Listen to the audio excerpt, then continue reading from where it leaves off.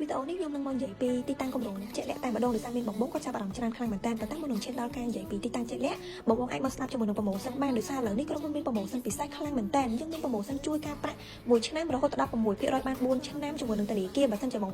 ធ្វើការបង់រំលោះជាមួយនឹងក្រុមហ៊ុនអត់ការភាគធំមួយឆ្នាំហើយបងផ្លាស់ទៅធនាគារប៉ុន្តែយើងមានប្រម៉ូសិនសម្រាប់បងនៅរំលោះជាមួយនឹងក្រុមហ៊ុនមាន free ការពាក់រហូតដល់2ឆ្នាំចាយើងមានលក្ខខណ្ឌប្រម៉ូសិនបញ្ចុះតម្លៃបន្ថែមទៀតច្រើនខ្លាំងមែនតើអញ្ចឹងសម្រាប់លក្ខខណ្ឌបងប្រាក់បងក៏មុនធំតែ2000បងអាចចូលទៅបានបន្ទាប់មកបងរំលោះមួយខែ350ទៅ400ដុល្លារអត់មានការប្រាក់បានរហូតដល់2ឆ្នាំតែម្ដងទេសាំងសង់ហើយ100%ទិញភ្លាមគឺអាចកាន់សោចូលរស់នៅបានភ្លាមតែម្ដងហើយដែលកាន់តែពិសេសទៀតនោះដូចខាងបងបានបញ្ជាក់នៅខាងលើអញ្ចឹងគឺបងអាចធ្វើការផ្លាស់ទៅធនាគារមុន1ឆ្នាំនឹងទទួលបានការជួយការប្រាក់1ឆ្នាំ6%បានរហូតដល់4ឆ្នាំតែបើសិនជាបងផ្លាស់ទៅម្លងពេល2ឆ្នាំក៏មុនមានជួយការប្រាក់1ឆ្នាំ4%បាន4ឆ្នាំដូចគ្នាចាហើយសម្រាប់ទីតាំងគម្រោងគឺគម្រោងមកខាងផ្លូវជាតិលេខ4បងធ្វើដំណើរចេញពីចំចៅប្រហែលជា10នាទីទេនឹងមកដល់ទីតាំងគម្រោងហើយគម្រោងនៅក្បែរតំបន់សេដ្ឋកិច្ចពិសេសភ្នំពេញតែម្ដងបងចេញពីចំចៅមកជីហូអូដឹងតែមិនតិចទេសម្រាប់ព័ត៌មានលម្អិតបងអាចធ្វើការ add Telegram មកខាងបងអូនបានណាអរគុណ